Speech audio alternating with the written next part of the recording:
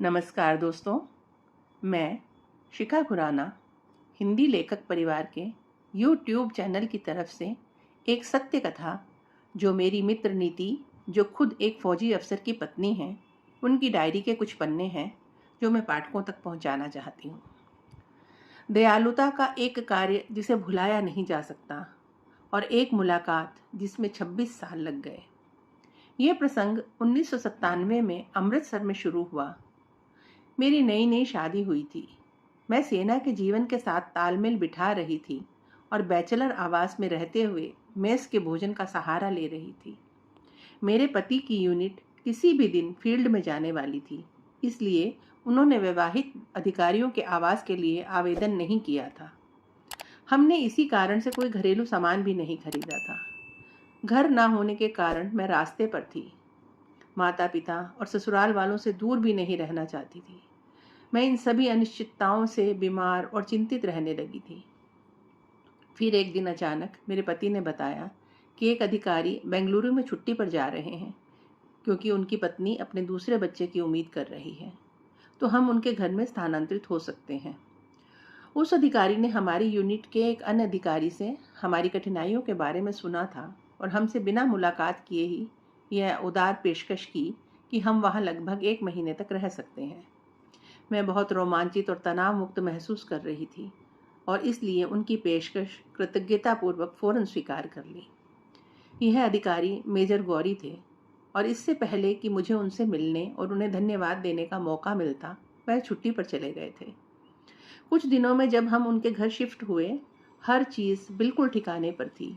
Living room, सभी बर्तनों के साथ किचन और एक बेडरूम उनके निजी सामान के साथ बंद था। वह 1.5 महीना हमारे लिए जन्नत था। सबसे मीठी यादों से भरा हुआ वास्तव में मेरा पहला घर और रसोई।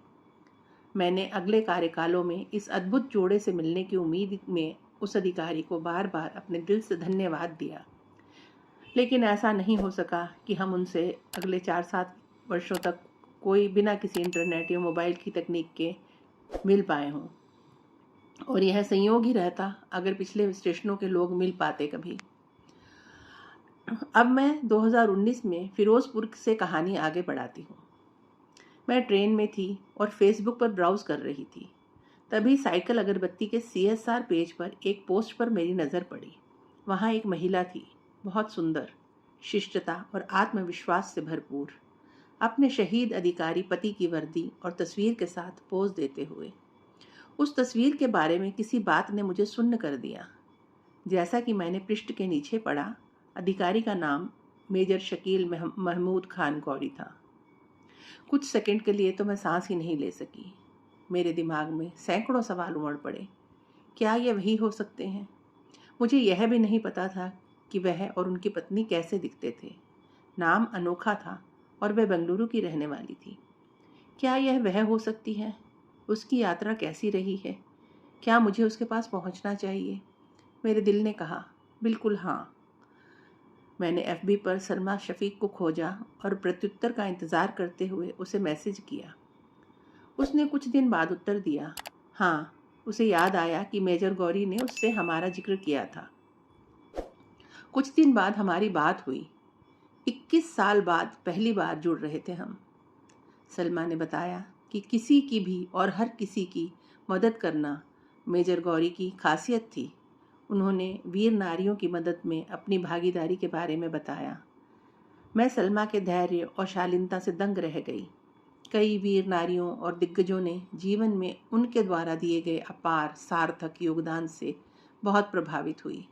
हम एक दूसरे से मिलने की उम्मीद और बीच बीच में संपर्क में रहने के वादे के साथ जुदा हुए और मैं धैर्यपूर्वक उस दिन का इंतज़ार कर रही थी जब मैं या तो दिल्ली में उसकी मेज़बानी करूंगी या बेंगलुरु आऊँगी उससे मिलने। मुझे बस इसे साकार करना था। 30 अक्टूबर 2023 बेंगलुरु में सलमा से मुलाकात हुई। सांसों को थामे हुए बड़े उत्साह से मैं 26 साल की प्रतीक्षा समाप्त होने का इंतज़ार कर रही थी, शुक्रिया करने के लिए जो लंबे समय से अपेक्षित था। हम बरसों से बिछड़े दोस्तों की तरह गले मिले। हमने अपने जीवन के छूटे हुए हिस्सों को याद किया, मुस्कुराए, तस्वीरें खींची, हंसे और बहुत सी किस्से सुनाते हुए हमारे रोंगटे खड़े हो गए और आंसू आ गए। उसकी लंबी और कठिन यात्रा, चुनौतियाँ और मेरे स्तन कैंसर के साथ मुलाकात की दास्तान। हम अपने बच्चों और उनकी सफलताओं और उनके पुरस्कार और सम्मान के बारे में बातें करते रहे। सलमा की राजनीतिक, कानूनी और सामाजिक व्यवस्थाओं के साथ लंबी लड़ाई के बारे में ढेरों बातें की हमने। मैं उसकी शक्ति, शिष्टता, शांति और बिना किसी शिकवे शिकायत के मुस्कुराते हुए चेहरे की कायल हो रही थी। आप में से जो लोग फौजी पत्नियों को जानते हैं वो समझ सकते हैं कि मैं क्या कहना चाहती हूँ। कुछ घंटे पर्याप्त नहीं थे एक लंबी सार्थक यात्रा की शुरुआत के लिए। आज मैं सोच रही हूँ कि हम फौजी माहौल की महिलाएं किस तरह आपस में बंधती हैं। हम सामान्य से कहीं बढ़कर हैं, बड़ी बड़ी चुनौतियों को जी चुकी हैं और उनसे पार पा चुकी हैं। और फिर हम में से कुछ ऐसी भी हैं जो भीषण कठिनाइयों में जीवन जीने के कारण असाधारण किस्मत की स्वामिनी हैं। हम में से प्रत्येक को इन असाधारण महिलाओं को अनेकों सलाम देने होंगे। मुझे यकीन है कि मैं सलमा को इतने सालों के बाद किसी उद्देश्य से ही मिली हूँ और उस उद्देश्य की पूर्ति हेतु सदा अपना योगदान देती रहूँगी। 26 वर्ष पहले सलमा की दयालुता के लिए और मेजर शफीक महमूद खान गौरी को उनके प्यार, बहादुरी और योगदान के लिए तहे दिल से शुक्रिया अदा करती हूँ और सलमा से बार बार मिलने की आशा करती रहूँगी। धन्यवाद। रचना अगर आपको पसंद आई हो तो लाइक और शेयर ज़रूर कीजिएगा और अपनी प्रतिक्रिया भी ज़रूर बताइएगा।